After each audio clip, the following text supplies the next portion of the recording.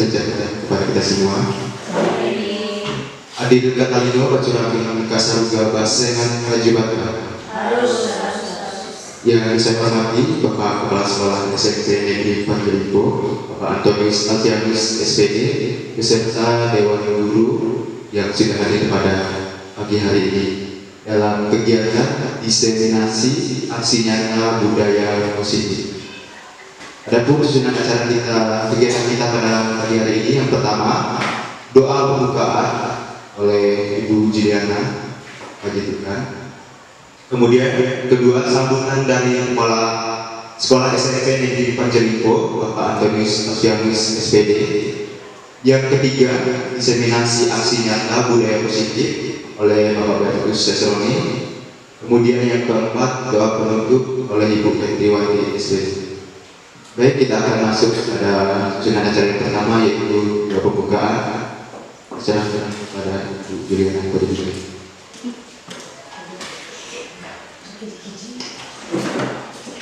Baik, mari kita awali kegiatan kita dengan doa. Saya akan memimpin secara dalam nama Bapa dan Putra dan Roh Kudus. Amin. Puji syukur kami haturkan kehadiran-Mu Allah Tritunggal Maha Kudus, hanya atas berkat rahmat daripada-Mu kami semua dapat berkumpul di tempat ini dalam keadaan sehat. Kami akan memulai kegiatan kami pada pagi hari ini. Hadirlah bersama kami di sini, utuslah Roh Kudus-Mu ke atas kami semua, sehingga rangkaian acara kami pada pagi hari ini dapat berjalan dengan baik sesuai dengan rencana kami dan rencana-Mu. Semua doa ini Bapa kami sampaikan kepada-Mu karena Kristus Tuhan kami. Amin. Dalam nama Bapa, Putra dan Roh Kudus. Amin. Baik, terima kasih. Selanjutnya kita akan mendengarkan kata sambutan dari Kepala Sekolah SMP Negeri Panjelipo kepada Bapak Antonius Altianus SPD. Waktu yang tepat kami persilakan.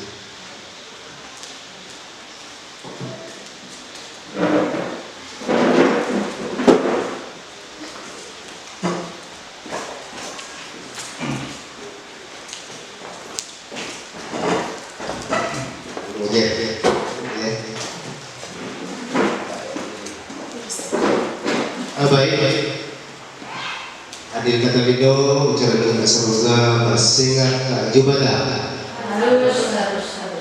Selamat pagi dan salam sejahtera untuk kita semua. Kita mengucapkan syukur ya kehadiran Tuhan Yang Maha Kuasa bahwa kita masih dalam kesehatan, masih kehidupan. Itu merupakan anugerah yang terbesar diberikan Tuhan kepada kita. Bersyukur. Baik, selamat datang kepada kita semua ya dalam acara diseminasi aksi nyata budaya positif di SMP Negeri Panjelipo ini ya. Jadi pada hari ini bahwa rekan kita Pak Sesroni sebagai salah satu CGP calon pendukung erat, di mana ada nilai positifnya soal kita. Salah satunya adalah mengikuti jalur pendukung erat ini bagi yang belum sertif sertifikasi, itu akan bermudah, akan cepat terpanggil kalau mengikuti CGP.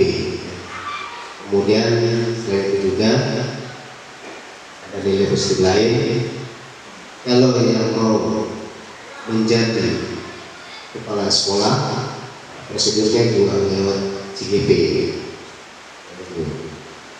Jadi kita di sini bersyukur bahwa rekan kita sudah mengikuti ya dalam proses CGP belum berat.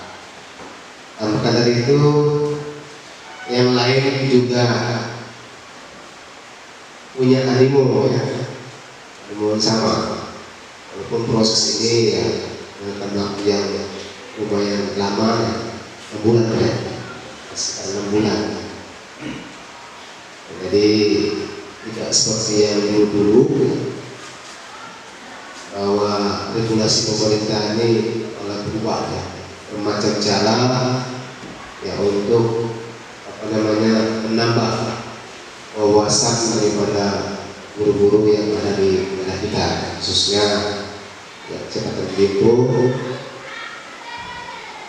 ya harus saling bahu-bahu mengikuti kegiatan ini, sama dengan jalur guru.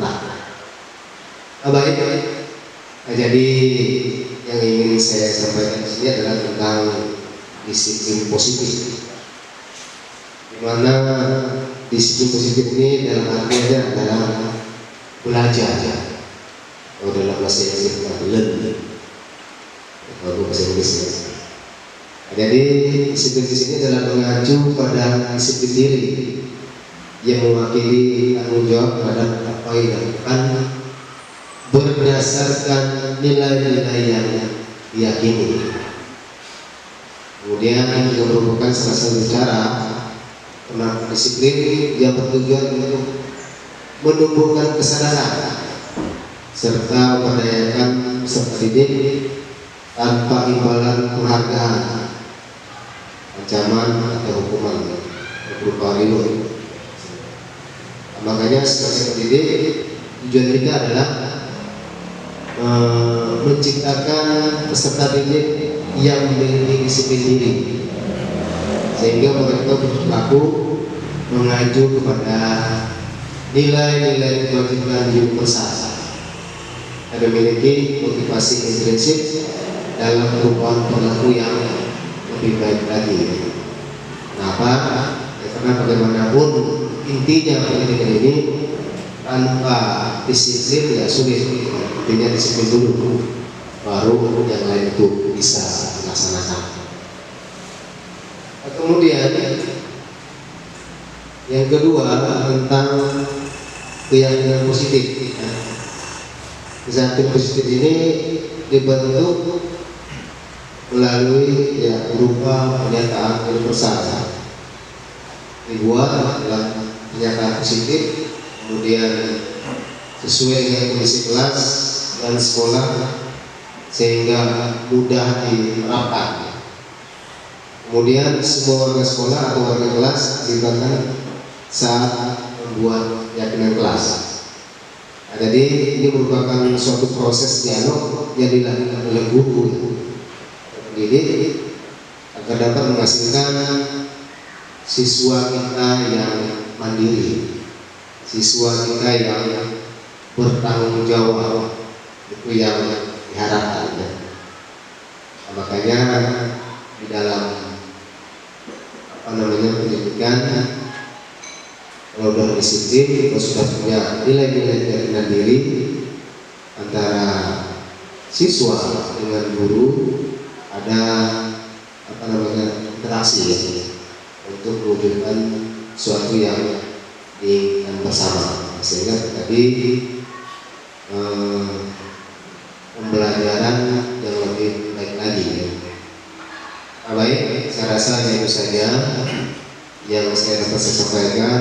Semoga kegiatan ini atau diskusi ini dapat berjalan dengan baik dari awal, pertengahan, sampailah akhir nanti. Adik kata Lino, kita semoga basengan jubatan. Selamat pagi dan salam sejahtera untuk kita semua.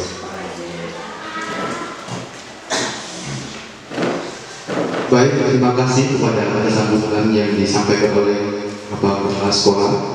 Kemudian saatnya kita akan masuk ke zona acara yang ketiga, yaitu diseminasi aksi nyata budaya positif oleh Pak Bertus Sesnasi. Waktu dan tempat kami persilakan.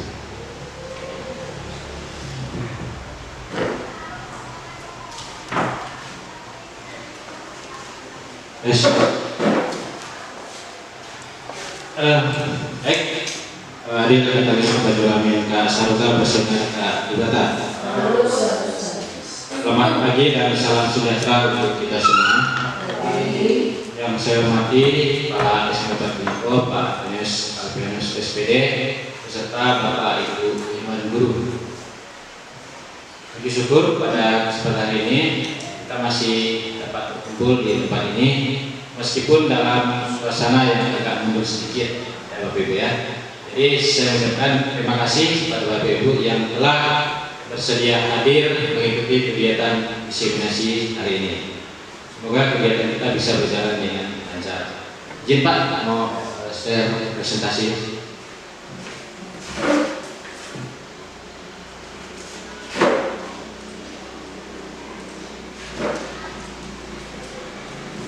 Jadi tema kita pada hari ini diseminasi budaya positif.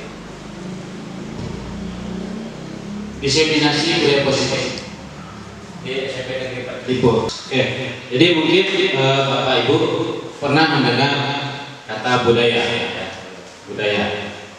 Jadi budaya ini kayak apa ya? Budaya suatu kebiasaan juga ya seperti itu. Nah, jadi di sini kita akan menerapkan budaya positif terutama di sekolah dulu, terutama untuk murid-murid kita. Nah, nanti dari sekolah nanti bisa mereka kembangkan di lingkungan keluarga maupun di masyarakat. Jadi intinya kita menumbuhkan budaya dulu. Nah, konsep inti dari budaya positif ini ada 8. Yang pertama itu perubahan paradigma belajar. Yang kedua disiplin positif. Yang ketiga nilai-nilai kebajikan. Yang keempat kebutuhan dasar manusia. Yang kelima motivasi perilaku manusia. Inilah nanti yang akan kita terapkan atau kita laksanakan di sekolah kita. Yang pertama itu pembelajaran dengan paradigma baru. Nah, pembelajaran dengan paradigma baru merupakan pembelajaran yang dirancang berdasarkan prinsip pembelajaran berdiferensiasi sehingga para peserta didik belajar sesuai kebutuhannya berdasarkan teori psikologi modern untuk mewujudkan profil pelajar Pancasila. Nah, di sini ada kata prinsip pembelajaran berdiferensiasi. Nah, mungkin saya yakin Bapak Ibu sudah tahu kata ini.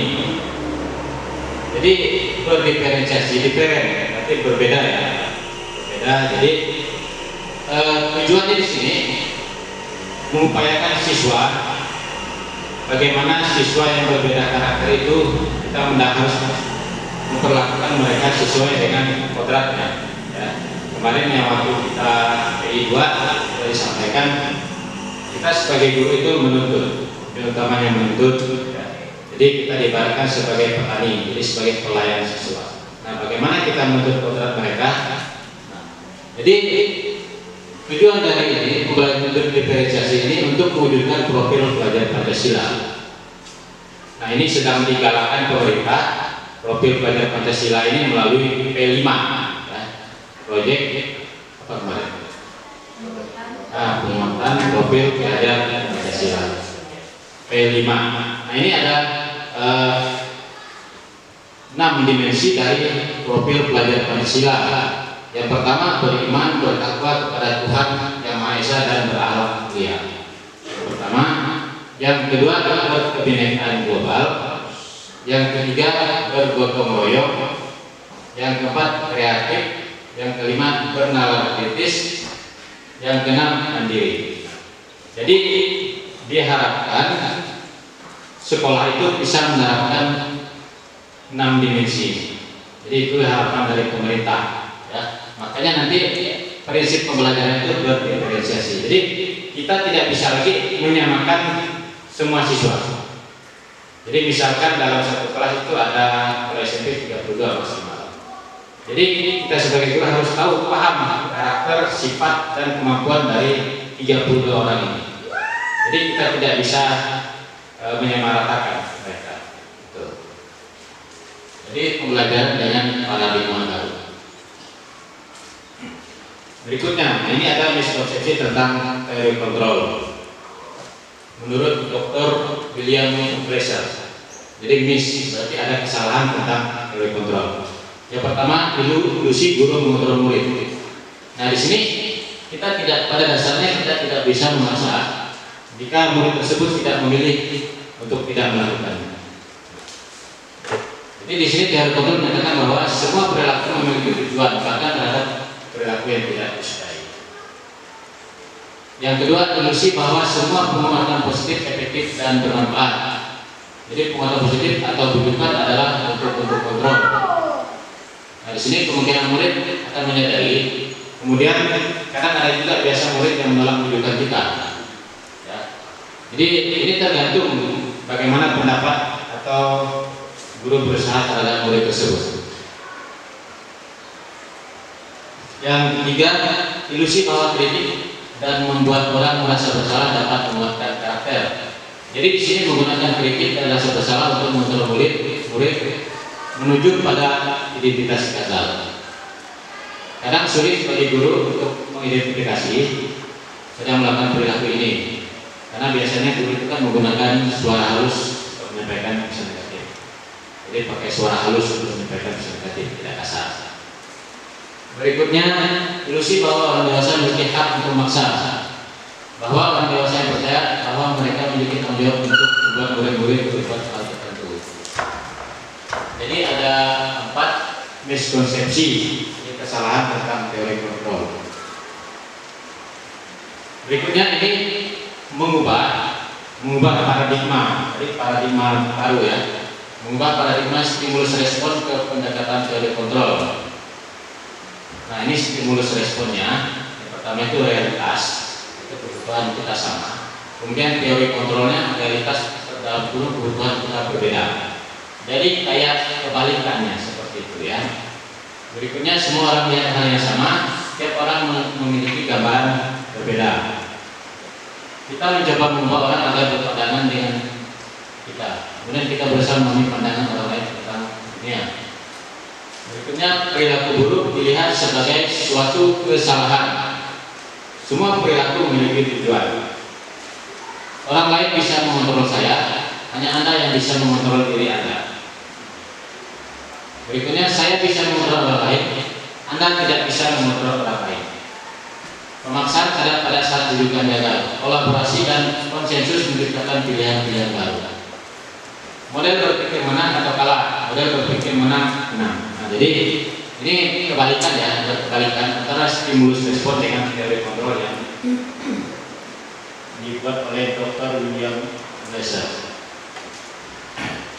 Nah, berikutnya disiplin positif. Disiplin positif. Disiplin berasal dari kata disiplina, ya artinya belajar. Jadi Pak Kipsin katakan tadi learn, walaupun kurang paham dulu learn, belajar. Jadi disiplin mengacu pada disiplin diri yang memiliki tanggung jawab terhadap apa yang dilakukannya berdasarkan nilai-nilai yang diyakini. Nah, jadi disiplin ini menekankan tanggung jawab berdasarkan nilai-nilai yang diyakini. Berarti ada motivasi dalam diri kita, motivasi intrinsik supaya kita bisa bertanggung jawab, disiplin. Jadi intinya di sini tanggung jawab. Setelah kita bertanggung jawab terhadap apa yang kita yakini, maka disiplin itu akan muncul dengan dirinya. Berikutnya, disiplin positif merupakan salah satu cara penerapan disiplin yang bertujuan untuk menumbuhkan kesadaran serta memberdayakan peserta didik tanpa imbalan, penghargaan, ancaman atau hukuman. Nah, tadi ketika mereka sudah yakin dan bertanggung jawab, maka mereka tidak perlu lagi melakukan hal seperti itu, misalnya karena ada ancaman misalnya, atau ada hukuman misalnya. Jadi mereka dengan sadar diri tahu bahwa perbuatan itu salah. Nah, sebagai contoh, misalnya hari Senin harus pakai seragam lengkap untuk acara misalnya. Nah, itu kan harusnya dari dalam diri itu sudah paham, dan mereka harus meyakini. Jadi mereka tanpa ada ancaman atau hukuman atau penghargaan. Biasanya kan terutama di SD ya atau TK. Biasanya siswa ini mau merespon atau menanggapi ketika diberi misalnya penghargaan atau bintang biasanya kalau di SD itu biasanya seperti itu. Nah, tetapi ada negatifnya juga sebenarnya seperti itu. Penghargaan ini ada negatifnya. Negatifnya nanti ketika misalnya guru tidak lagi memberikan, maka dia akan ogah-ogahan. malas-malasan. Nah ini namanya imbalan penghargaan. Tapi di sini dia harus yakin dengan dirinya. Nah berikutnya, sebagai pendidik tujuan kita adalah menciptakan peserta didik yang memiliki disiplin diri sehingga mereka berperilaku mengacu pada nilai-nilai kebajikan universal dan memiliki motivasi intrinsik dalam perubahan perilaku ke arah yang baik. Jadi ditekankan mengacu pada nilai-nilai kebajikan universal. Ada beberapa kebajikan universal seperti berikutnya ada. Misalnya tadi dalam profil pelajar Pancasila, nilai-nilai itu kan ada yang mandiri, kreatif, itu nilai-nilai dari kebajikan universal juga. Kemudian motivasi intrinsik, yang seperti saya jelaskan tadi, ini yang tumbuh dari dalam kita tanpa ada paksaan. Berarti yang harus kita yakini. Nah berikutnya nilai-nilai kebajikan. Nah ini nilai-nilai kebajikan ini nilai yang disepakati bersama, lepas dari suku, bangsa, agama, bahasa maupun latar belakang. Nah, jadi dengan kata lain ini kesepakatan bersama ya, untuk tujuan kebaikan. Ini adalah contoh nilai kebajikan institusi atau organisasi. Yang pertama itu profil pelajar Pancasila. Jadi ada 6. Jadi beriman dan bertakwa pada Tuhan Yang Esa dan berakhlak mulia, berkebinekaan global, gotong royong, mandiri, kreatif, dan bernalar kritis. Yang kedua, Ibu Primary Years Program (PYP). Gimana bacaan itu? Primary Years Program. Oke, jadi di sini ada nilai-nilai kebajikannya. Yang pertama, toleransi, rasa hormat, integritas, mandiri, menghargai, antusias, empati, keingintahuan, kreativitas, kerjasama, percaya diri, dan komitmen. Berikutnya ada keterampilan hidup atau life skill. Ini yang perlu ya, dapat dipercaya, lurus hati, pendengar aktif, tidak merendahkan orang lain dan memberikan yang terbaik dari diri. Nah ini yang perlu sangat diterapkan dari nilai-nilai kebajikan murid-murid atau peserta didik kita. Ini yang harus kita kembangkan ya. Jadi ada 3 secara garis besar. Ini banyak sebenarnya lagi, tapi kita ambil secara garis besar saja. Nah kemudian ada namanya kebutuhan dasar manusia. Nah tentu sebagai manusia kita perlu sesuatu. Apa saja kebutuhan manusia nanti? Jadi kebutuhan dasar manusia itu segala sesuatu yang kita lakukan untuk mendapatkan apa yang kita inginkan. Seluruh tindakan yang kita lakukan memiliki tujuan tertentu, dan semua usaha terbaik yang kita lakukan adalah dalam rangka agar kebutuhan dasar kita terpenuhi dengan baik. Jadi sebagai manusia tentu ini sifat yang manusiawi, pasti ya. Mungkin ada yang bahagia, rumah, yang punya ini, punya itu, jadi hal yang wajar. Tetapi dalam konteks sekolah kita, ini yang kita pelajari 5 kebutuhan dasar manusia. Yang pertama itu bertahan hidup. Siswa kita itu biasanya karena mereka masih remaja, biasanya mereka itu ingin menunjukkan bahwa mereka itu hebat biasanya. Biasanya kan di sekolah-sekolah seperti SMP, SMA itu biasanya pakai geng. Jadi dalam geng itu ada pemimpin. Inilah sebagai permasalahan tadi. Jadi dia pengen supaya diakui rekan-rekannya, gitu ya. Di kelas juga ada seperti itu.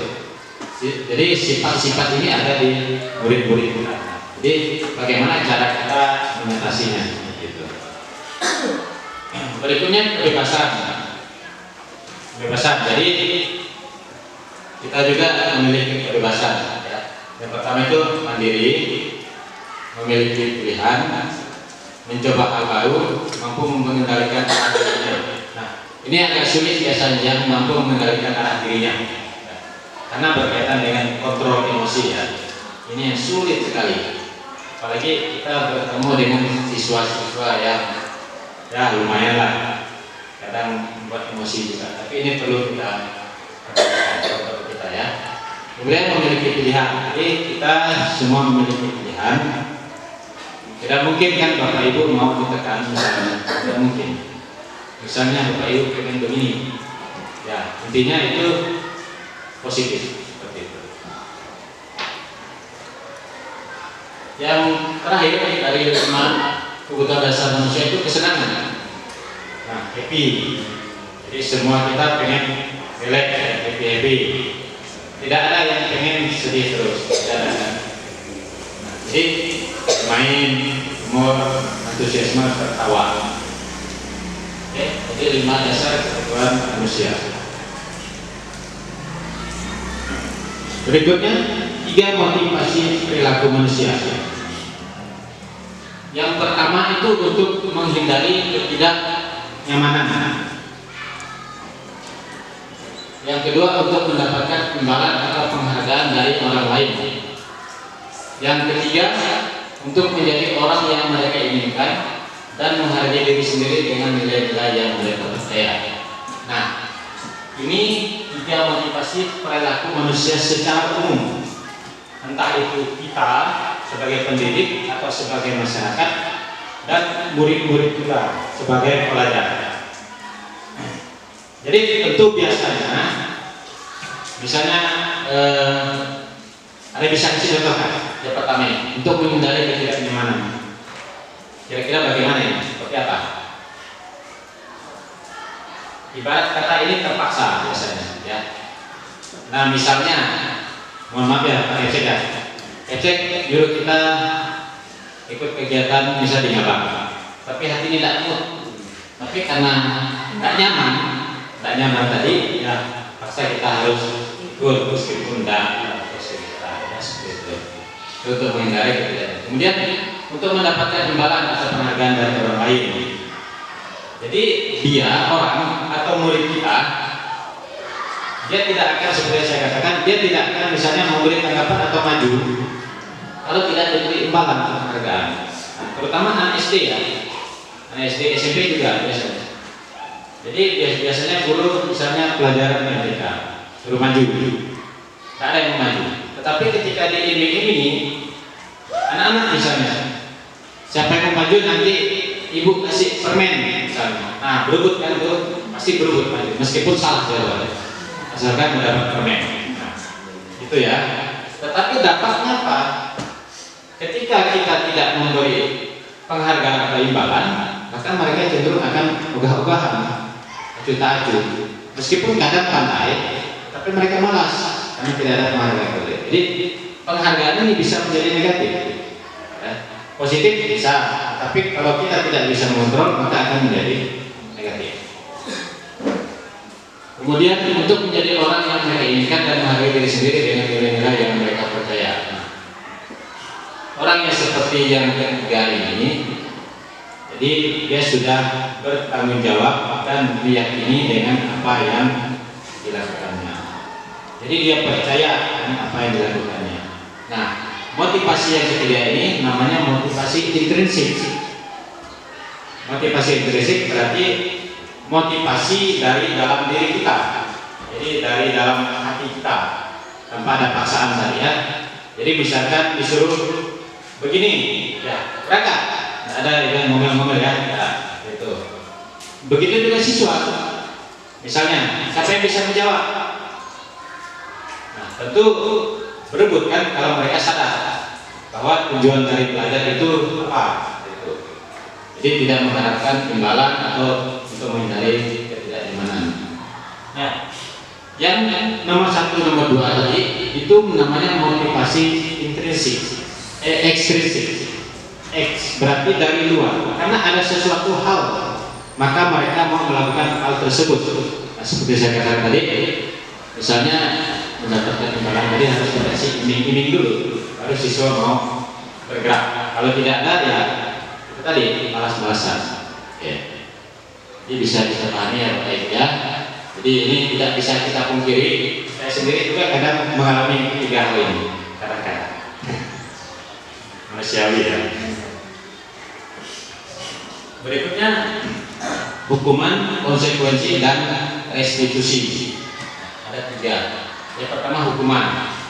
Hukuman ini bersifat tidak terencana atau tiba-tiba. Murid tidak tahu apa yang akan terjadi atau tidak dilibatkan, kemudian bersifat satu arah, kemudian berupa hukuman fisik atau psikis. Psikis ini secara verbal biasanya ya, jadi mental misalnya. Nah, contoh hukuman itu kira-kira bagaimana? Misalnya, sebagai contoh lah, misal tidak mengerjakan PR ya. Nah, siswa tidak mengerjakan PR. Jadi bisa saja nanti misalnya kalau kita sebagai penghukum, kamu keluar misalnya, siswa disuruh keluar, entah dijemur atau berlari keliling lapangan. Itu namanya menghukum atau tidak terencana ya. Jadi bersifat satu arah ini maksudnya tidak dikomunikasikan dulu dengan siswa. Ya. Jadi kita yang buat keputusan, kita sebagai guru yang buat keputusan bahwa kamu salah misalnya seperti itu. Nah, berikutnya berupa hukuman fisik atau psikis. Nah, biasanya kan ada guru yang garang kan biasanya. Kalau zaman dulu ya, zaman sekarang nggak ada lagi lah ya. Nah, biasa mau pakai pukul misalnya. Ya. Kamu nak ngerjakan PR, pukul misalnya. Ya, gitu. Kemudian psikis ini secara verbal biasanya, jadi kayak menjatuhkan mental, karena bicara kamu bodoh atau bagaimana, nah, seperti itu ya. Nah ini hukuman. Berikutnya konsekuensi. Konsekuensi ini terencana, dia kayak terencana sesuai atau disepakati sesuai peraturan. Jadi siswa itu tahu dari peraturan bahwa kewajibannya apa, haknya apa. Nah misalnya tadi pas di kelas pelajaran tertentu harus disepakati dulu. Tidak mengerjakan PR misalnya, ya, keluar atau dari lapangan. Itu harus tahu dulu siswa dengan guru, harus ada kesepakatan. Nah ini terencana namanya, terencana. Yang kedua, murid tetap dibuat tidak nyaman, ya tidak nyaman, karena ada hukuman, pasti ada hukuman. Tetapi hukuman ini kan karena konsekuensi tadi, karena dia tahu dia salah, maka dia harus mendapat hukuman. Nah misalnya tadi selain PR, cara juga misalnya tidak pakai topi, kita suruh pisah garisnya, gitu. Karena dia tahu kan atribut kalau pakai garis ini itu apa saja, jadi dia tahu konsekuensi. Kemudian sikap guru selalu memonitor murid, jelas kayak mantau ya, monitor ini mantau ya. Jadi kita sebagai guru itu mencari siswa yang salah. Jadi kayak ada TO lah, target operasi. Oh siapa misalnya tidak begini, nah siap-siap. Nah itu jadi tidak nyaman juga ya sebagai murid. Nah yang terakhir restitusi. Nah ini yang perlu kita kembangkan bersama, restitusi ini meskipun agak sulit ya, tapi ini bisa kita terapkan perlahan-lahan. Yang pertama itu proses menciptakan kondisi bagi murid untuk memperbaiki kesalahan. Jadi kesalahan siswa ini kita bisa perbaiki supaya dia menjadi dari identitas gagal menjadi identitas sukses. Bukan marah-marah kita memarahi atau menghukum, tapi kita cari tahu dulu alasannya. Kemudian suruh bagaimana cara dia memperbaiki atau bertanggung jawab terhadap kesalahan. Yang kedua, proses kolaboratif yang mengajarkan murid untuk mencari solusi sendiri. Jadi untuk mencari solusi sendiri. Jadi ini hukuman, konsekuensi dan restitusi. Jadi ada ini perbedaannya jelas sekali ya perbedaan-perbedaannya. Yang pertama hukuman itu tidak terencana, kalau restitusi itu terencana. Kemudian kalau restitusi itu proses menciptakan kondisi yang positif atau proses kolaboratif. Nah berikutnya 5 posisi kontrol guru. Nah kira-kira kata ini di mana posisinya? Bapak Ibu guru posisinya di mana kira-kira?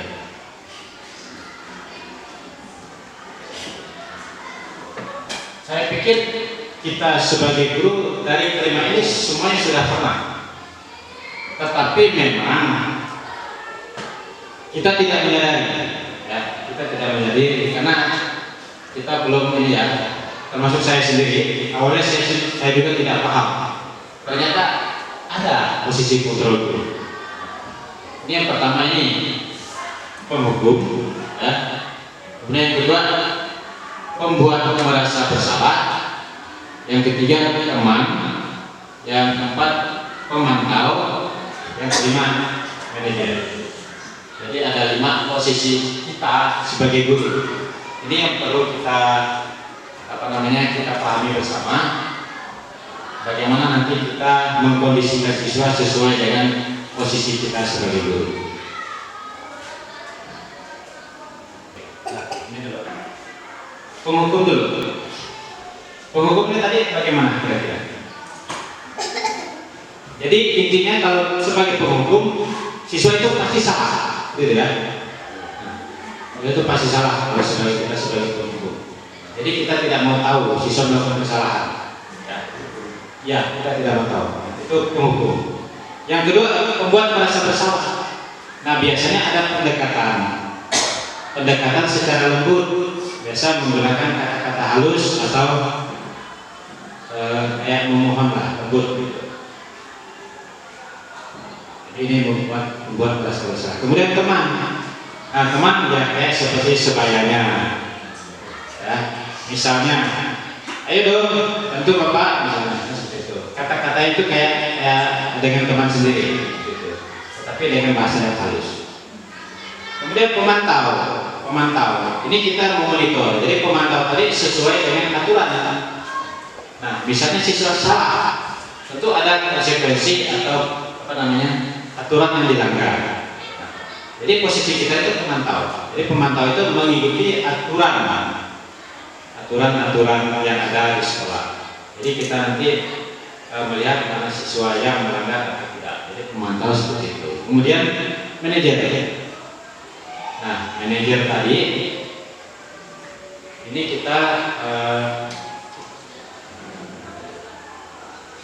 ini ya ke restitusi jadinya. Jadi manajer. Jadi dari 5 posisi tadi yang paling baik posisi kita sebagai guru itu manajer. Ya. Jadi kita kolaborasi dengan siswa dan memberikan tanggung jawab kepada siswa untuk menyelesaikan masalahnya. Itu yang manajer. Nah, ini contoh penerapan 5 posisi kontrol guru. Yang pertama, ini kasus misalnya siswa tidak memakai atribut lengkap saat upacara. Hormat pada bendera selama 1 jam. Nah, hormat pada bendera selama 1 jam ini, posisi kita sebagai guru itu adalah sebagai penghukum. Karena kita tidak mau tahu apa sih alasan kenapa tidak lengkap atributnya. Gitu. Artinya tidak lengkap. Itu sebagai penghukum. Yang kedua, berapa kali ibu atau bapak harus beritahu kamu selalu saja mengecewakan bapak ibu, kata ibu bapak. Ini pembuat merasa bersalah. Jadi ada kata-kata kamu selalu saja mengecewakan ibu bapak. Jadi pembuat merasa bersalah supaya anak itu merasa bahwa dia itu salah. Karena ibaratnya kayak dari hati ke hati ya, seperti itu. Ini masih kasus yang sama. Ayo dong ikuti aturan sekolah. Tolong bantu itu bapak ya sekali ini. Ya sudah, tidak apa-apa. Lain kali jangan sampai 12 seperti ini lagi ya. Ini sebagai teman. Jadi dari kata-katanya sudah jelas. Ya. Dari kata-katanya sudah jelas. Ayo dong, bahasa ayo dong ini loh. Juga. Kayak kawan kan, kayak kita manggil kawan. Ini posisinya teman. Berikutnya, kamu sudah melanggar peraturan sekolah, kamu tahu konsekuensinya. Kalau pacaran kamu beli atributnya ke koperasi dan jangan diulangi lagi. Kenapa kita bisa tahu ini sebagai pemantau?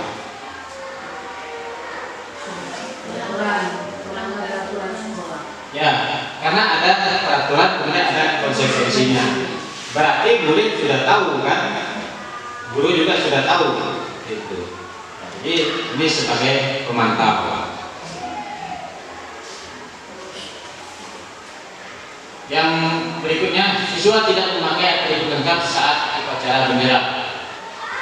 Apakah kamu tahu kesalahanmu? Kira-kira bagaimana kamu memperbaiki kesalahanmu? Nah, ini posisi sebagai manajer. Jadi kita sebagai guru tidak langsung memarahi siswa, tidak langsung memarahi siswa. Jadi kita ajak dialog atau kolaboratif tadi ya. Panggil, kemudian kita tanya kesalahannya apa, kemudian nanti bagaimana kamu perbaiki kesalahanmu.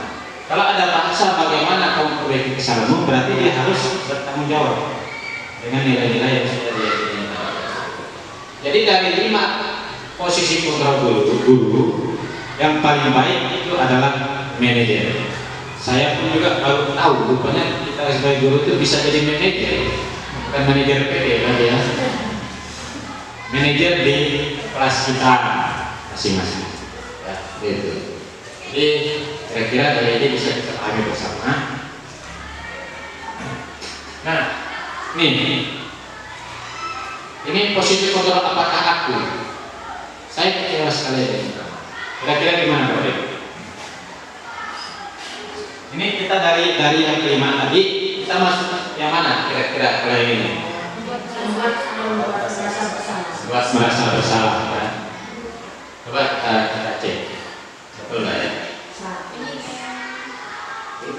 Ya, cepat sekali ya.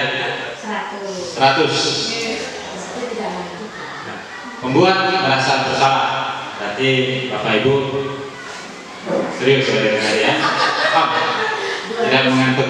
Tidak mengantuk ya. Iya deh. Nah, berikutnya ini ada. Kamu tidak pernah benar melakukannya. Nah, apa posisi kita di sini? Dari 5 kontrol dulu tadi. Apa posisi kontrol dulu? Ya, Bu Grace. Sama.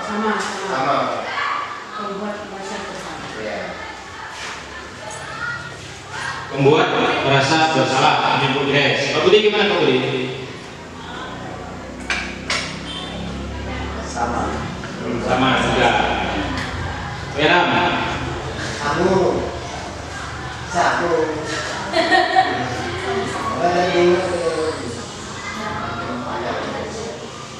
Membuat merasa bersalah. Kamu tidak pernah benar melakukannya. Kira-kira kasar tidak? Kasar ya. Nah, harusnya apa? Kita lihat sama-sama ya. Ini. Jadi di sini kita sudah memponis siswa. Ya.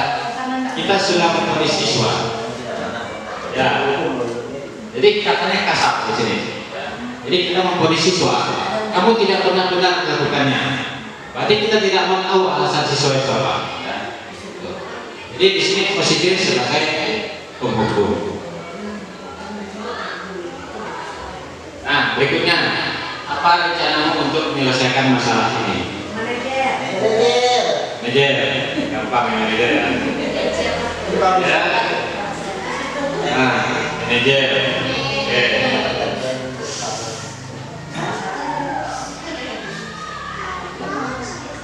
Ada lagi? Ayolah. Nah, ini kalau bahasa santai begini gampang ya. Ayolah. Teman bukan temon. Masih ada betul. Kamu tidak pernah mendapat nilai jika mengerjakan tugas. Nah, ini sebenarnya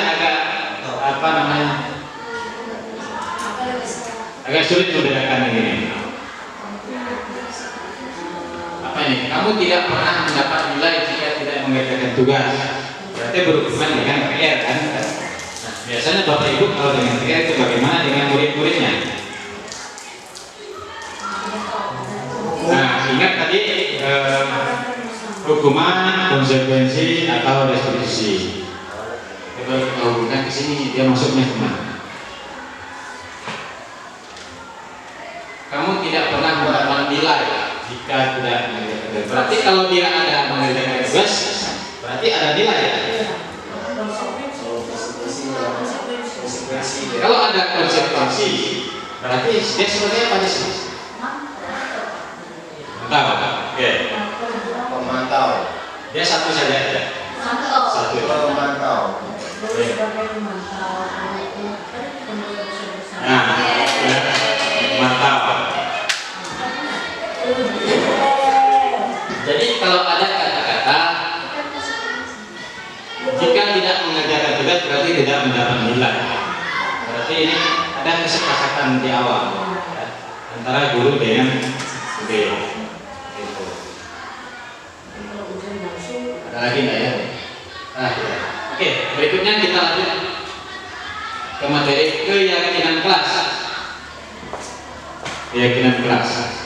Mengapa keyakinan kelas? Mengapa bukan peraturan kelas? Mungkin Bapak Ibu guru juga sudah pernah membuat ini. Ada yang menanggapi kan? Silakan. Ada yang menanggapi? Ya. Kita di sini sama-sama belajar ya. Sama-sama belajar. Bu ini sudah pernah kayak. Bu Grace juga sudah pernah membuat. Ini mirip-mirip kesepakatan. Ya, kesepakatan kelas.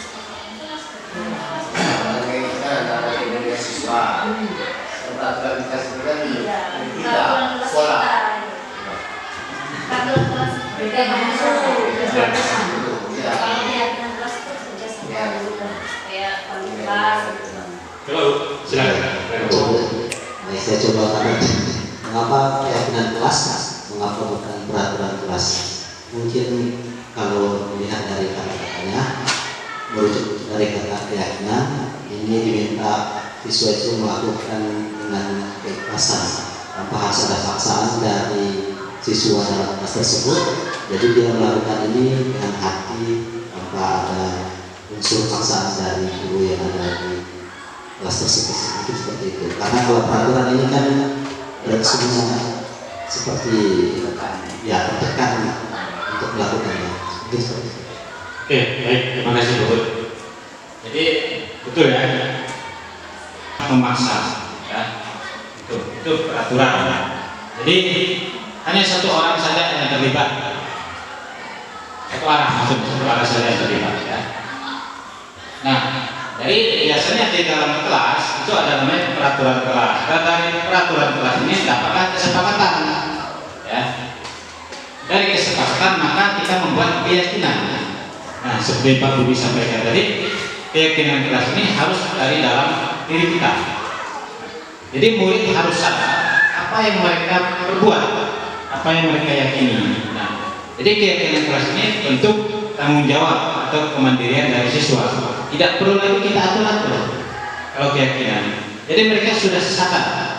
Nah, ini nanti perlu Bapak Ibu kembangkan wali kelas, boleh di kelasnya membuat keyakinan kelas apa saja nanti ini berdasarkan nilai-nilai kebajikan ya, berdasarkan nilai kebajikan. Jadi itu tadi berikutnya. Nah, ini pembentukan keyakinan kelas. Yang pertama itu bersifat abstrak. Yang kedua berupa pernyataan universal. Seperti saya sampaikan tadi, misalnya disiplin, toleransi, saling menghargai, ya, jujur. Sedikit saja agar Anda ingat satu kata, tidak perlu banyak-banyak. Sesuai dengan kondisi kelas dan sekolah sehingga mudah diterapkan. Jadi kita juga menyesuaikan dengan kondisi kelas kita. Ya. Berikutnya semua warga sekolah atau warga kelas dilibatkan saat membuat keyakinan kelas. Nah, jadi tadi kalau peraturan kelas itu satu arah, tapi kalau keyakinan kelas itu dua arah. Jadi ada kesepakatan antara guru dengan murid di kelas. Jadi ketika kita sudah membuat keyakinan ini, mereka harus tahu saya harus ngapa sih sebenarnya. Jadi tidak perlu lagi dipaksakan. Nah, ini salah satu contoh yang saya coba buat kemarin. Ini saya foto saja kemarin. Nah, videonya belum saya edit. Keyakinan kelas di kelas 7A. Nah, jadi ada kata disiplin. Kemudian ada saling menghargai. Ya. Jadi intinya kalau kita membuat itu harus ada interaksi atau kolaborasi antara guru dengan murid. Jadi memakai perasaan pernyataan universal dan pernyataan positif. Jadi pernyataan positif ini begini. Biasanya kalau kita buat aturan, misalnya di kelas dilarang, jangan dilarang, itu berarti kata negatif, tidak boleh kita pakai. Kita harus menggunakan kata-kata yang positif dan mudah diingat. Kalau tidak boleh menurut teman, maka sebaiknya katanya harus saling menghargai, gitu, ya. Jadi ini contoh pembentukan keyakinan kelas yang telah coba saya buat kemarin. Jadi Bapak Ibu kelas boleh diterapkan. Jadi budaya positif tentang keyakinan kelas ini yang perlu kita terapkan di dalam kelas dulu. Nah, setelah nanti mereka sadar di dalam kelas, baru nanti akan mulai muncul motivasi intrinsik. Jadi perlahan-lahan di lingkungan keluarga, kemudian di lingkungan masyarakat. Jadi pembentukan karakter sesuai dengan profil pelajar Pancasila. Nah, yang terakhir ini segitiga restitusi. Saya juga baru dengar ya. Ini suatu proses dialog yang dijalankan oleh guru agar dapat menghasilkan murid yang mandiri dan bertanggung jawab. Nah, ini ada segitiga. Mulainya dari menstabilkan identitas dari dasar dulu ya, dari dasar, kemudian naik ke validasi tindakan yang salah, kemudian yang terakhir menanyakan keyakinan. Jadi ada 3 tahapan dalam segitiga restitusi. Nah, jadi ini tadi untuk memperbaiki kesalahan siswa. Jadi dari identitas gagal ke identitas sukses. Jadi bukan kita marah-marah. Karena ini membuat siswa yang bersalah itu merasa sadar diri. Tujuannya seperti itu. Nah, ini langkah yang pertama, menstabilkan identitas. Berdasarkan prinsip membuat kesalahan adalah bagian dari proses pembelajaran yang tadi. Jadi kesalahannya itu untuk pembelajaran dia, kemudian kita perbaiki. Nah, kata-kata yang kita gunakan untuk menstabilkan identitas itu ada 5. Yang pertama itu berbuat salah itu wajar. Kemudian tidak ada manusia yang sempurna. Berikutnya, ibu bapak juga pernah melakukan itu. Ibu bapak tidak mau mencari siapa yang salah, tapi ibu bapak ingin mencari solusi dari permasalahan ini. Kamu berhak merasa begitu. Nah, ini kata-kata menstabilkan identitas. Berikutnya, validasi tindakan yang salah. Berdasarkan prinsip setiap perilaku berupaya memenuhi suatu kebutuhan tertentu. Kata-kata yang digunakan di sini, kamu pasti punya alasan mengapa melakukan hal itu. Jadi kita tanya alasannya, pasti ada alasan yang melakukan hal tersebut. Yang kedua, padahal kamu bisa melakukan yang lebih buruk dari ini ya. Misalnya, ini biasanya kasusnya berkelahi kali ini, ya. Berkelahi sampai membuat kawan cedera misalnya. Tapi bisa saja dia tidak sampai bercedera. Karena mungkin ada yang dipikirkan seperti itu. Kemudian kamu patut bangga karena telah melindungi sesuatu yang penting buatmu. Ini biasanya kalau mencontek biasanya. Nah, biasanya kan ada yang ngotot minta mencontek kawannya, tapi kawannya tidak mengasih. Jadi kawannya marah biasanya. Ya. Jadi dia mempertahankan sesuatu. Berikutnya, kamu melakukannya karena merasa sesuatu yang penting bagimu. Nah, ini kurang lebih. Ini yang validasi tindakan yang salah. Kemudian langkah yang terakhir, menanyakan keyakinan. Ini berdasarkan prinsip dari kontrol bahwa pada dasarnya kita termotivasi secara intrinsik. Intrinsik ini berarti dari dalam diri kita tanpa ada paksaan. Nah, di sini kita menanyakan keyakinan siswa yang telah disepakati bersama tadi. Misalnya di dalam kelas. Biasanya kan yang menangani masalah ini kan wali kelas biasanya kan. Jadi nanti yang memanggil wali kelas. Nah, caranya bagaimana? Menggunakan segitiga restitusi ini tadi. Ada 3 tahap. Yang terakhir ini menanyakan keyakinan. Yang pertama, apa keyakinan kelas kita? Makanya di awal semester penting kita buat keyakinan kelas supaya nanti siswa itu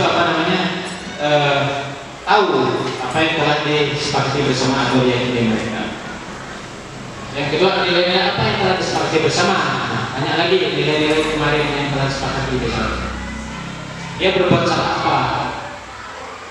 Ya, misalnya dia mencontek, Kan misalnya mencontek dipanggil, jadi tanya nilai apa yang telah kamu langgar misalnya. Mencontek kan itu nilai apa? Kejujuran kan? Tidak jujur atau kejujuran ya. Dan seperti apa gambaran sebuah kelas yang ideal menurut kamu? Berikutnya, kamu ingin menjadi orang yang seperti apa? Ini menanyakan keyakinan. Terus pertama ya, saya coba kemarin. Nah, ini contoh segitiga restitusi. Ini coba saya buat. Kurang kedengaran suaranya, karena memang itu kemarin. Ini tahap menstabilkan identitas. Tahap menstabilkan identitas. Kurang cerah ya, karena dindingnya biru. Ya, latarnya biru juga. Ini tahap yang kedua, validasi tindakannya.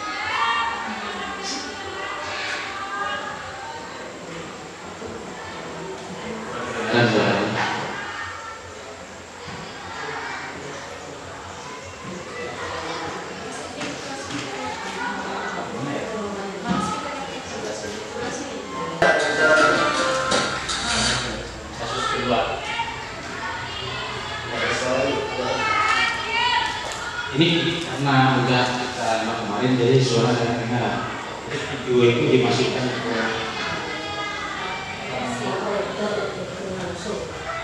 jauh paling 14. Bisa dengar.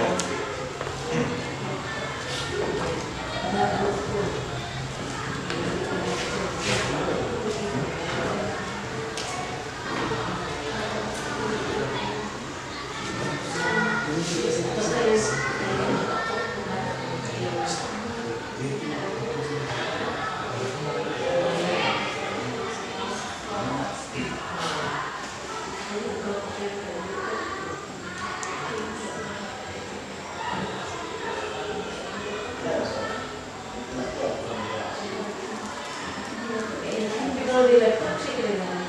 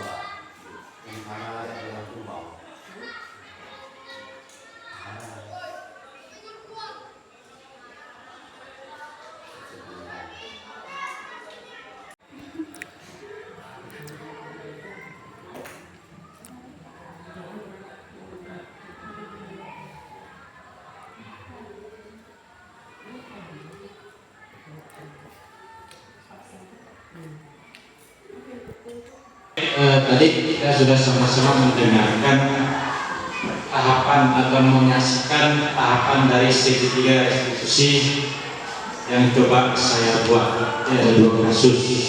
Yang pertama itu kasus mencontek, yang kedua itu kasus tidur di kelas. Nah, kira-kira dari materi budaya positif tadi mungkin ada tanggapan, masukan, atau hal-hal yang perlu ditambahkan untuk kepentingan saya dan kepentingan sekolah kita. Silakan Bapak Ibu kalau mau menanggapi. Tanggapan mungkin bagaimana kegiatan hari ini, misalnya apakah diseminasinya bisa dipahami atau kurang jelas, atau apa yang perlu ditambahkan. Ini terefleksi nanti saya berikutnya. Silakan. Baiklah, terima kasih.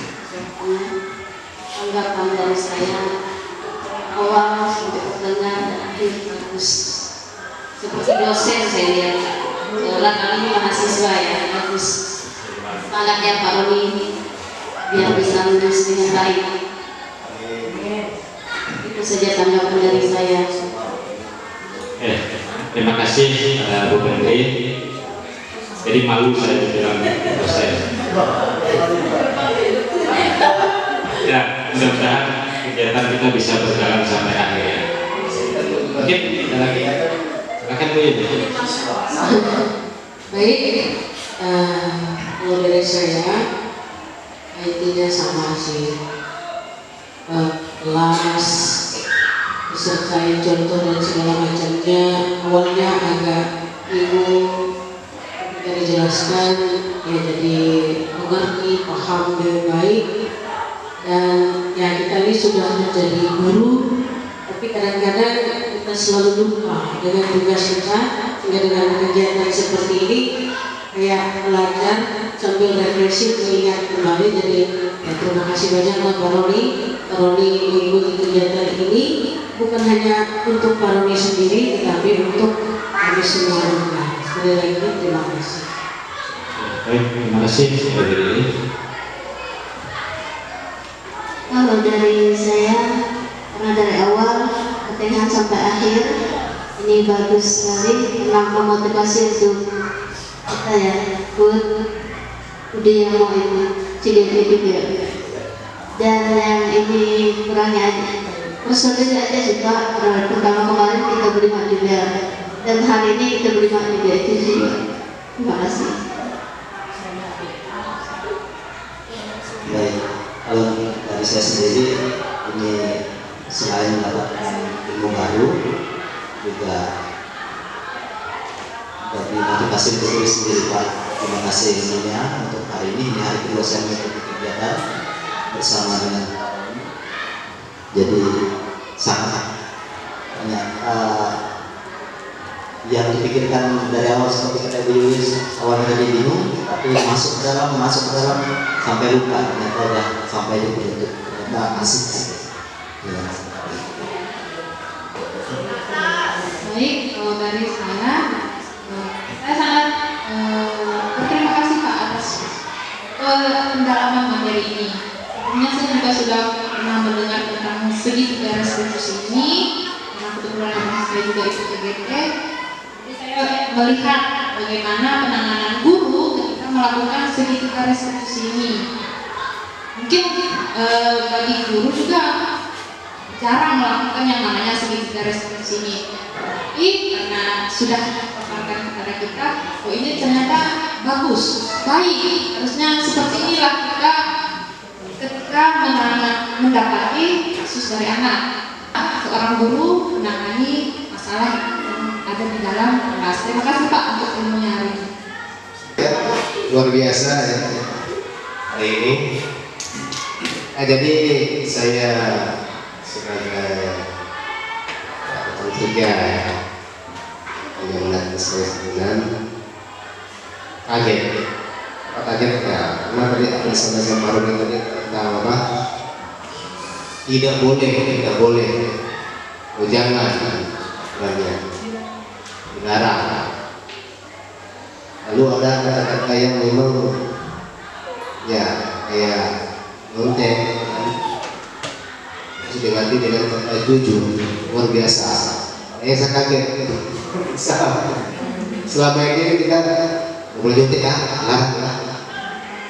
lalu ada kata jujur, enak, mengenal, itu yang saya dapatkan. Kemudian juga masalah apa tadi? Saling menghargai kan? Jadi saling menghargai tadi apa tadi masalahnya? Ya, tidak boleh. Ya, teman luar biasa. Kemudian ada juga disiplin ya. Baru hari ini sebenarnya, apa saya bingung. Boleh juga, makanya kepada kita, terutama keluarga kelas, jadi masalah keyakinan kelas ya, ulang ya sama-sama mendidik, jadi berulangi menggunakan kata misalnya apa, larang buang sampah, karena harus buang sampah pada tempatnya atau tenang. Baik, saya rasa itu saja ya. Terima kasih. Baik, sebelumnya saya ucapkan terima kasih kepada Bapak Ibu guru yang telah hadir pada kegiatan diseminasi ini. Mudah-mudahan dengan kegiatan ini sekolah kita nanti kedepannya bisa menjadi lebih baik. Kemudian yang mau saya tambahkan untuk keyakinan kelas, terakhir itu kalau setelah kita membuat keyakinan kelas harus dibuat pernyataan dari siswa, tanda tangan, tulis nama. Itu untuk menguatkan, bisa didokumentasikan, ditempel di dindingnya. Jadi nanti yang terlibat siapa-siapa, jadi mereka ingat, oh saya ikut juga buat kemarin. Jadi biar mereka, oh, saya tidak ada kuat misalnya seperti itu ya. Jadi itu untuk apa namanya, kayak bukti bahwa ada kesepakatan antara siswa di dalam kelas dengan wali kelasnya. Itu. Oke, baik Bapak Ibu, penutup. Jadi dalam penerapan program disiplin positif, hendaknya guru memiliki standar kepribadian profesional dan sosial yang baik, di mana guru mampu merefleksi dirinya dalam posisi kontrol saat ini. Bagaimana perjalanan dirinya sebagai among atau manajer yang menuntut murid-muridnya menjadi insan yang mandiri, merdeka dan bertanggung jawab. Ini sesuai dengan standar pendidikan nasional kita. Jadi ini harus kita wujudkan dengan kurikulum merdeka ini. Jadi Bapak Ibu, nanti perlahan-lahan kita bisa sebagai guru, kita harus menjadi manajer di kelas kita masing-masing. Bisa ya Bu ya? Kita pelan-pelan. Untuk kasus-kasus yang ringan saya kira bisa. Jadi nanti tujuan itu supaya siswa bertanggung jawab dan mandiri. Baik, sebelum saya akhiri, saya mengucapkan mohon maaf apabila ada kata-kata atau tindakan yang menyinggung atau meresahkan perasaan Bapak Ibu ya, saya mohon maaf. Jadi di sini bukan maksud saya itu menggurui atau mengajari Bapak Ibu, tapi tujuan kita di sini untuk sharing, berbagi, kolaborasi. Jadi saling mendukung, saling menguatkan untuk kemajuan sekolah kita dan anak didik kita. Jadi saya akhiri. Adil kata Leno, Bacara Bina Surga, Bahasa Kubata. Selamat pagi dan salam sejahtera untuk kita semua.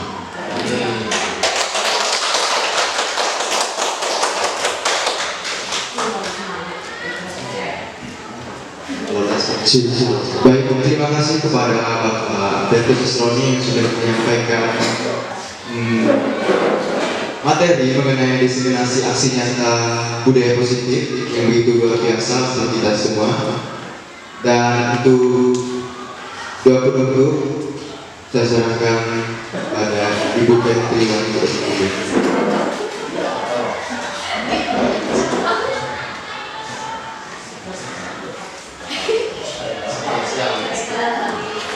Satu dalam doa, izinkan saya memimpin acara agama Kristen.